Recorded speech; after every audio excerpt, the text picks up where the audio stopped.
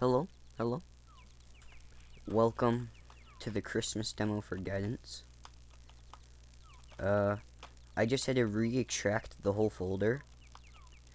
I won't go into details why, but I may have made a mistake that made the other demo extract that I had extracted completely unplayable.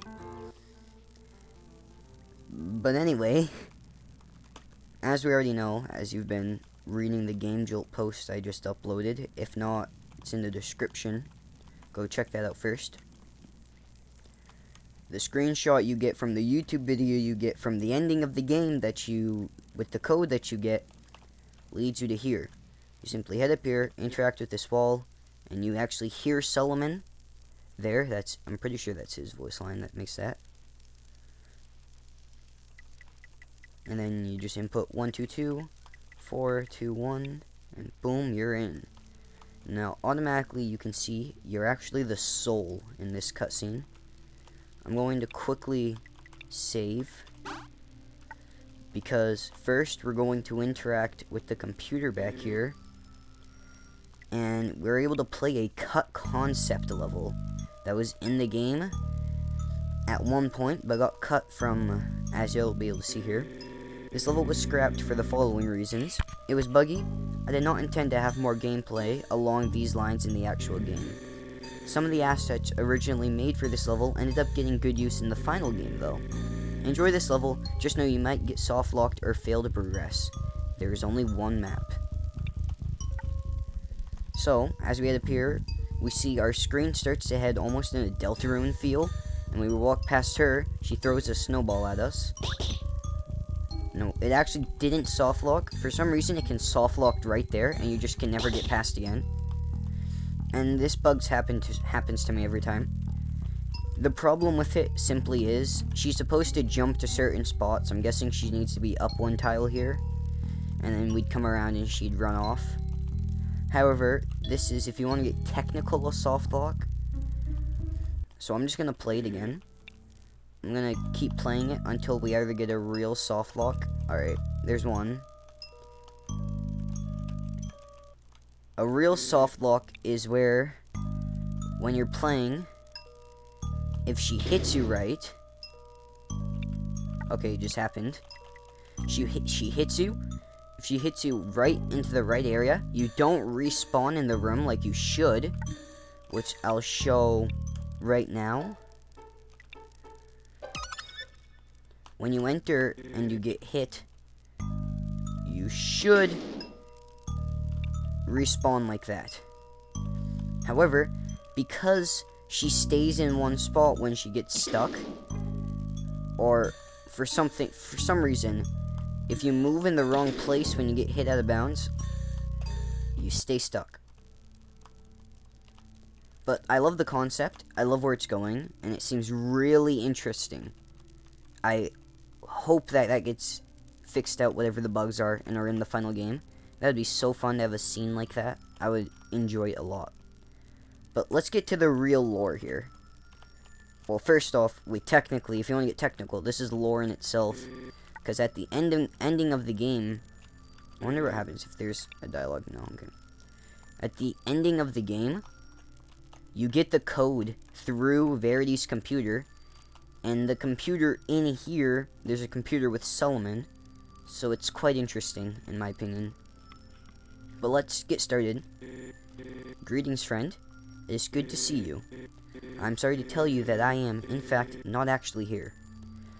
Though our true first meeting grows ever closer, this is nothing but a pre-recording. You did not come all this way for nothing, however, as I am certain you should well understand by now. I shall permit you to ask me several questions, which I should answer to my best ability. Once this is finished, you may return to the other side of the curtain. I am certain you have many questions. Tell me, what would you like to know about me? What would you like to know more about first? And you get 4 questions. So let's go through the dialogue for each. The Angel. A mysterious guiding force within our universe. The Angel has been known of for centuries. During times of crisis, it guides a chosen hero to accomplish a specific task. Despite its fame, the true nature of the angel is a mystery to most. Even the Council of Sages, see question 2, knows little about it besides what I have just elaborated to you. The exact nature of its selection process and methods of guiding its subjects is all but entirely unknown to most. What else would you like to know? I'll bring up points of interest at the end of the video. The Council. The Council of Sages was founded by a chosen hero from long past, and that chosen hero was guided by an angel. So, it's quite interesting to think that even though the Council of Sages was created almost specifically by an angel, they don't understand the angel. Quite an interesting thing to think about there. It makes its home in the city and deals primarily with humanitarian issues in crisis. It is primarily made up of individuals with an acute skill for magic, see question 3, and historically most of its members have been quite skilled in its use in combat. What else would you like to know? Magic. Magic could be explained as a sort of concentrated energy that coincides with everything in the universe. Living creatures, inanimate objects, places, ideas. Magic is strongest in conscious individuality. All individuals possess magic abilities of some sort. However, most are unable to access them except when in a crisis state. However, some are able to learn to use these abilities at will, and are called wizards or sages. See question 2. So, what's interesting already is you have the Council of Sages, which were founded by a chosen one who's being guided by an angel, and these sages are able to learn and use magic whenever. Which is in itself an interesting concept to think about. That you are able to learn magic outside of fights and use it outside of fights. As we already know, you're able to use magic in this game, of course, when you go to the snowball fights. You're able to, well, let's just talk about, when we're fighting in the snowball fight, of course. You have Verity, who can deal a lot of damage to one enemy with a big snowball, or, she can deal 3 weaker attacks to 3 people with, throwing 3 snowballs. But it's randomly chosen, those 3. And then you have Kenny, he's the healer. He can heal poison attacks and heal people on your team. And then you have Marrow, who is, I guess you could call him, if our team had a wizard, he'd be it. He can poison enemies, and he can do something else. I never really used his other ability much. Oh, he can lower defense, and Kenny can heal. He can raise attack, and he can remove the poison thing. So yeah, very interesting. Glitchless. This one I felt like was going to be the most important, because we know nothing about Glitchless at the moment. We know he's an enemy, and we know there's a lot to do with him. But when we ask about Glitchless, we get nothing. We get nothing. It just says, that is not your question to ask. What else would you like to know? So, you think it'd be over now? We asked the 4 questions.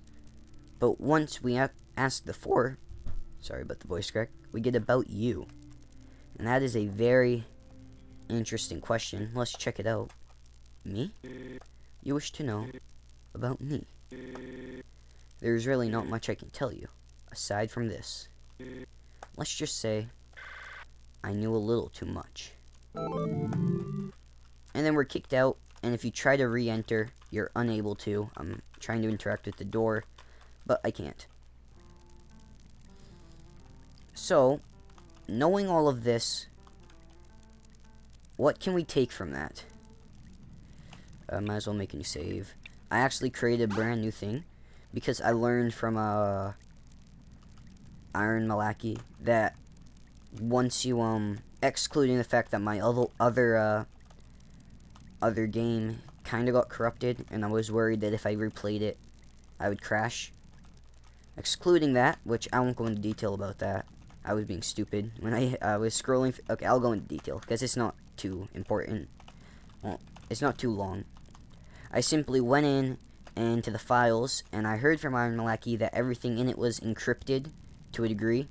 All the like endings of the sounds and images were all RPG like MOV or RPG like JPEG or something.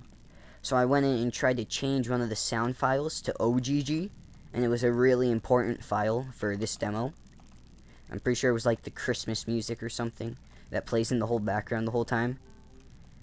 And it would not change back to the original sound file. It wouldn't go back to it when I tried to rechange it. It didn't work as a .ogg, and when I tried to change it back to RPG MOV, it wouldn't work, and it just pretty much almost blue screened to my computer.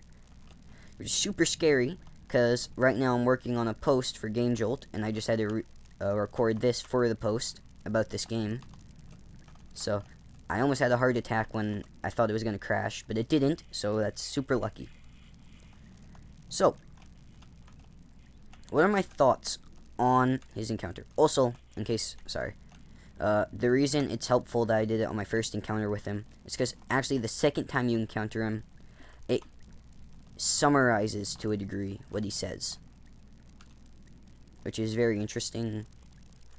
I think that's all that happens. I don't think it really does anything lore-wise. I think it just like summarizes it to speed up the process. So I do know that Luke knows that I'm probably going to speedrun this game, which if he doesn't, well, I am. So that could come in handy. I don't know when I'll speedrun it. Maybe on Christmas. Maybe I'll like after I stream Delta. Sorry, getting off track. What do I think about what we just saw? Well, alright, I'm going deep into theories here. Well, not deep, but into theorizing here. So if you don't want to really deal with theorizing at the moment, you want to come up with your own theories, or you just want to be listening to the facts. Just know what I'm about to say is pure theory. None of it is canon or proven. And to be fair, nothing in this game is technically canon. I really do believe that what we see in here is real. It happens. But at the beginning of the game, here, let me if I show you real quick. New game. Right here. The events depicted within this demo are not necessarily canon to the actual game. Almost any event in this demo could have taken place in the official game, official timeline. So that means everything that happens in this game could have just never happened. However, I feel like that would be pretty anticlimactic. So I feel like what happens with Solomon does happen. Oh, also, I never mentioned, but also when you're in that area, in case you didn't see, maybe I never pulled up my menu, the angel that you're controlling is called you. Not sure what that fully implies yet. I feel like it implies that the person who's guiding Verity is in fact the player, which is me, I guess. It's very cool. So let's head back in right now. Actually, I'm going to stop this video, and I'm going to start up a new one, and the next one's going to be Theorizing. So, if you want to watch the Theorizing one, I'll throw that also in the description. Bye.